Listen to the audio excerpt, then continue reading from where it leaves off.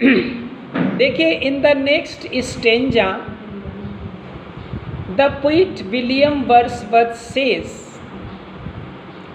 that earth is just like a mother. You know that mother has a little touch of selfishness. Mother remains selfish to her child. Mother will never leave her child at any cost. Suppose if mother leaves the child and there is a question of the career of the child, still mother will not be able to leave her child. This is somewhat selfishness. We can't say that it is negative selfishness. It is a type of positive selfishness. Okay? Mother always wants to keep her child with her. Mother provides everything whatever child wants. Why? Because mother thinks that if she doesn't provide all the things to her child, it may be possible that the child may leave his mother or her mother. So, because of this fear of losing her child, mother provides all the things to her child. So, this earth is just like mother. This earth gives us everything, whatever we demand.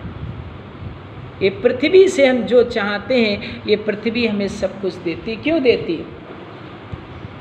ताकि हम दुनियादारी के man बन जाएं। ऐसा ना हो कि हम उन घरों पर को याद कर कर के दुखी हो जहाँ से हम आए हैं। ऐसा ना हो कि हम स्पिरिचुअलिटी की ओर दौड़ने लगे। ये शरीर मैटर का बना है। It is made of 5 elements. Soul is not the formation of this earth. Its factory is somewhere else. It has come from some other place. So soul does not want to be attached this earth, but body wants to be attached with this earth. तो ध्यान से सुनिए कि अर्थ फिल्स हर lap, lap माने गोद। पृथ्वी जो एक माँ के समान है, ये अपनी गोद को भर देती है विथ प्लेजर साफर ओन, अपने सारे आनंदों से, ताकि इसका जो बच्चा है नहीं, हम इंसान, इससे दूर ना जाए। अर्निंग्स पृथ्वी की एक स्ट्रॉन्ग डिज़ायर है। शी हाथ इन आर नेचुरल काइंड, वो हमें नेचुरल ढंग से पालने की कोशिश करती है। For in her own natural kind, she has her strong desire to make her child as a man of the world, and even with something of a mother's mind. ये पृथ्वी कैसी होती?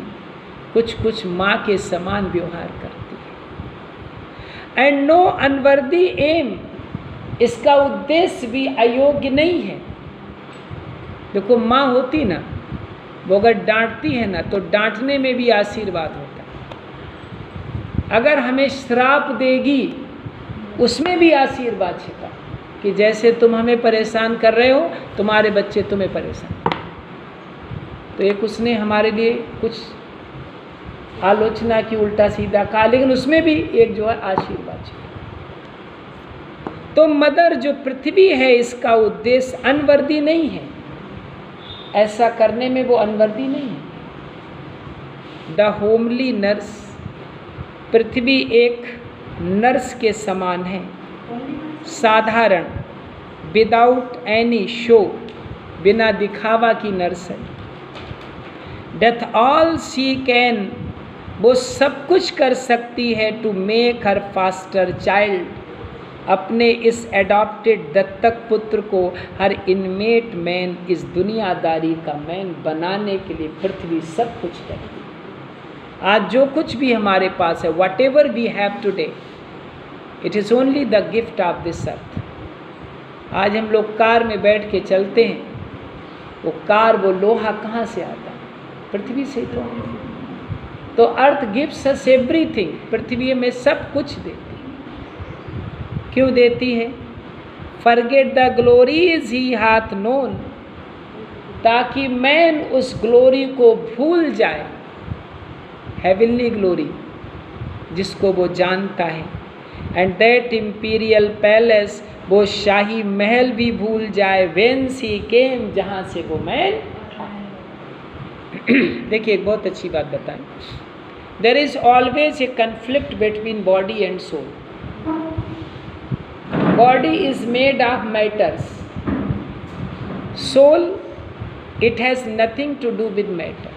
Soul does not belong to this earth, body belongs to this earth. Body wants to be attached with this earth, and soul always wants to go to that house from where it has come. So soul tries to go back to its home from where it has come, and body wants to live on this earth. So there is a conflict. When soul becomes powerful, the person starts moving on the path of spirituality.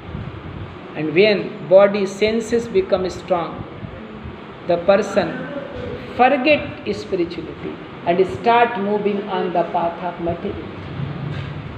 Now the question is this, which is important? Materialism is important or spiritualism is important? Reality is this, that both are important. For body, materialism is necessary.